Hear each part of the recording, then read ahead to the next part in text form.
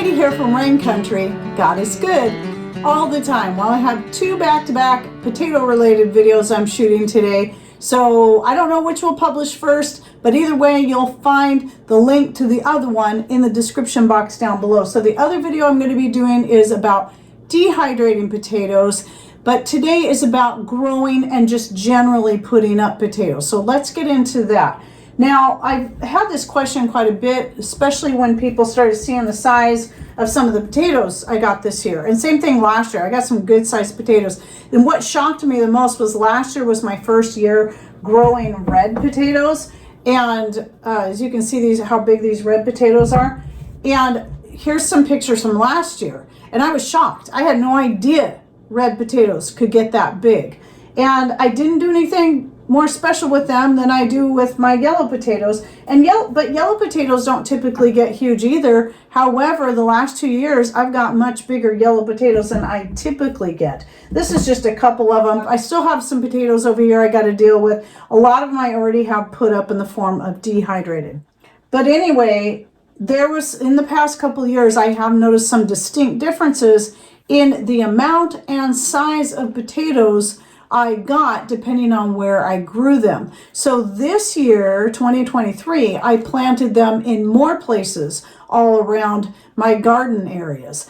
And it was kind of interesting to watch the progress. Normally, I grow most of my potatoes in the front yard garden. However, this year, I got the least amount of potatoes out there than I've ever gotten ever before. And I'm positive it had to do with how cold our season stayed for most of the year, clear up through July pretty much. And I mean, they did okay, but they just didn't put out the same size nor amount of potatoes that they normally do. Now, I believe I still have some out there I haven't dug up yet, but I was suspicious that was what was going to happen because those plants, even though I planted them a little bit later even than I normally do, which is usually right around March 31st, or April 1st, right around in there, I try to get them in the ground. And I think I waited until maybe the end of the first week in April to get them in the ground. And even then, because it stayed so cold for so long, they really struggled taking off. They started to grow and then they just kind of stopped.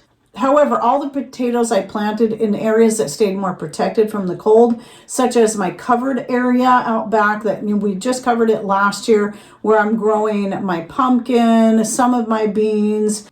Those ones did beautifully last year and again this year. And then the other area that's still not covered yet, but it's another cattle panel archway.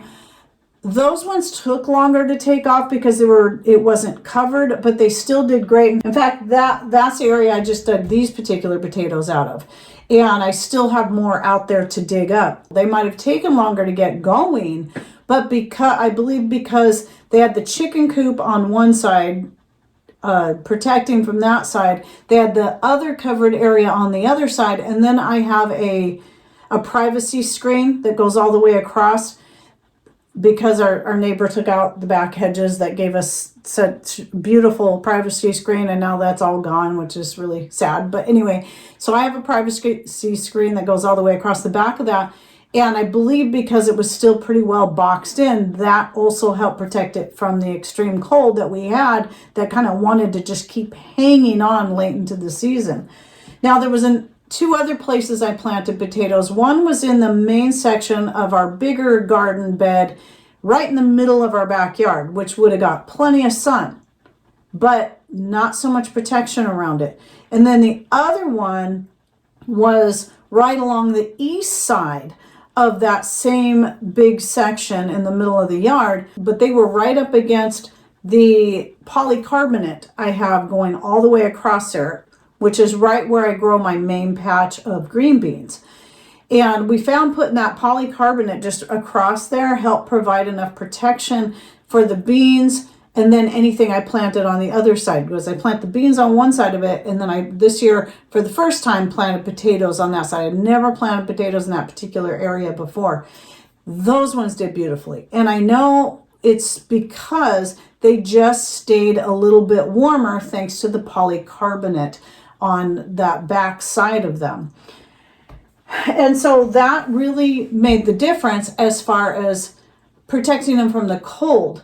But now here's some of the other things I do when it comes to growing the potatoes Now, potatoes can grow pretty much anywhere. In fact, when we first really started getting serious, I mean, we'd grown potatoes before, but when we decided to get serious and start transforming more of our backyard into not so much a kid area with a pool and trampoline and all that, but into garden, I actually took a section right up next to the north side of the house, which is the back side of our house, and right up against the house, because it was one area I could work with, and tried planting potatoes in there. Did nothing special with the soil. Just dug it up, put the potatoes in. Now that area, because on the north side, hardly got any light other than the light that would reflect off everything else. No direct sunlight yet. I still actually got some decent potatoes, which was surprising. And I've experimented through the years planting in just random spots. And there's 3 things I found most important to really get a good harvest of potatoes, that you need all 3 of these in conjunction. Just one of them is not enough. Obviously, a good loose soil is going to, just like with carrots, is going to allow your potatoes to expand out and get bigger. Getting plenty of sun and also plenty of water. Areas that can get plenty of sun, but also enough protection from the cold if you live in a climate like ours. But of course, amending the soil is going to help. But I've grown potatoes without much amendments to my soil and still did decent as long as they got plenty of sun and warmth. And even though potatoes can grow in a cooler climate just great, if that cold extends so long that the plants just don't get enough of that and the direct sunlight, they're just not going to do as well. So let me cover a few things that I do to my soil that I found really was great for my potatoes. And one is that whenever, if you have chickens, the chicken coop bedding, like we do like twice a year, I clean all that out. We do more of a deep litter method. I clean all that out. So I'll do this like late in fall and then throw that on any of the areas that I typically am going to grow my potatoes. I do that again in the spring.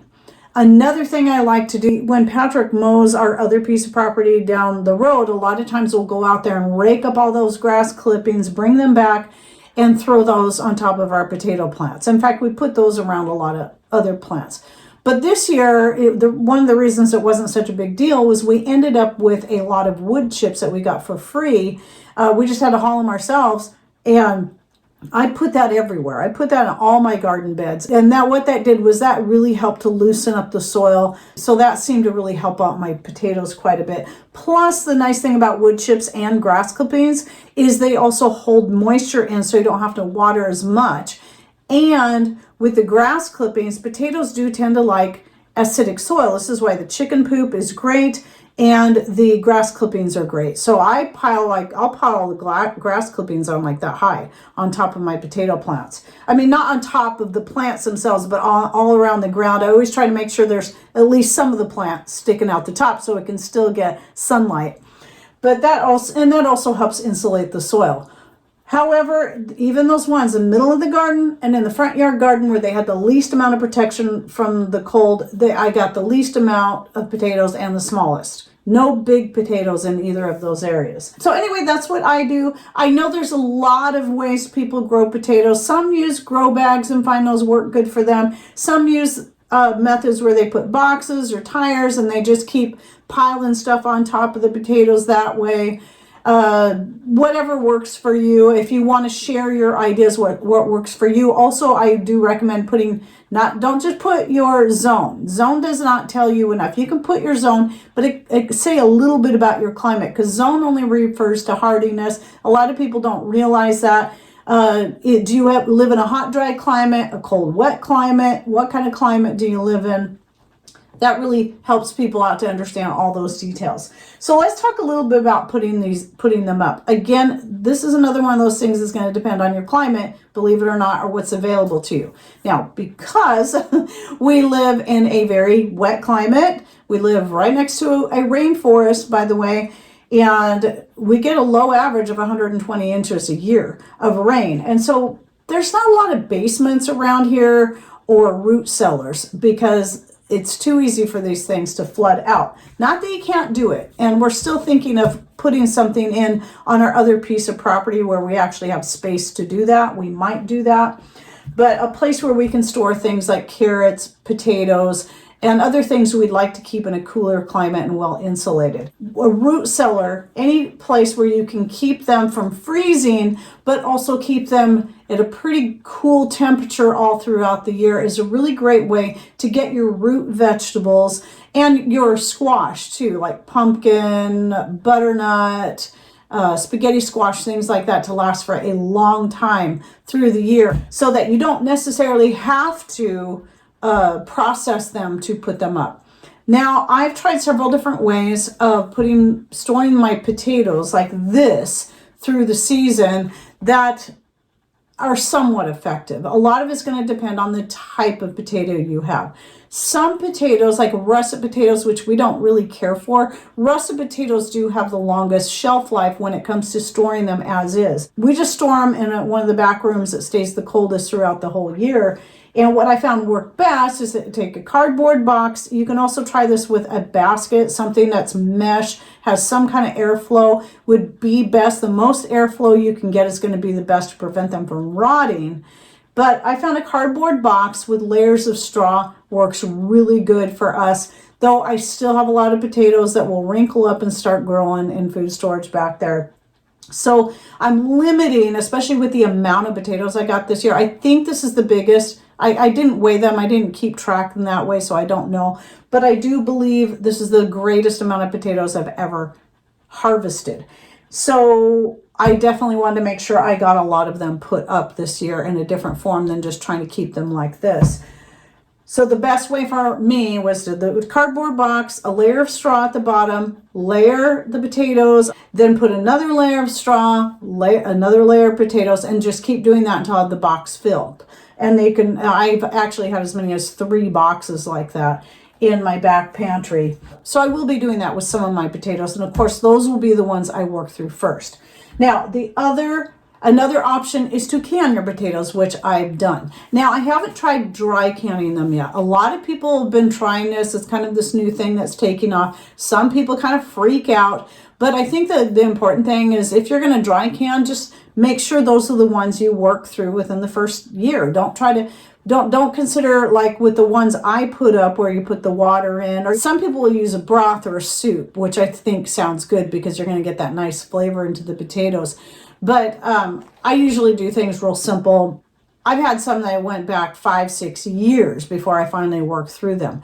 So that's one way to do it. But the dry canning method, I've heard people have had really great results with how they turn out. They turn a little bit brown. They have a lot more flavor. Now, I haven't tried it yet. I keep saying I'm going to, but part of my issue this year is just simply space, because we keep building on our food storage as we go and then trying to keep up on it, not only trying to stay ahead on it, but also building on it a little bit more. And so my pantry back there the space is getting smaller and smaller. And so I need to downsize things. And I noticed I still had quite a number of jars of canned potatoes. So this year I decided to go ahead and dehydrate up a bunch, which I personally had not done before. And I've read about it. I've watched videos on it in the past, different ways you can do it. But here's the thing with putting up potatoes in a dry form is that when you dehydrate, though typically I do not blanch, I'll cook up any squash I'm going to dehydrate just because it makes it easier. And I have a video on that I'll link to down below. Anyway, potatoes. If you want to prevent your potatoes from oxidizing and turning black while you're dehydrating them, they need to be cooked all the way through. If they're not cooked all the way through, any part that is not cooked will turn black.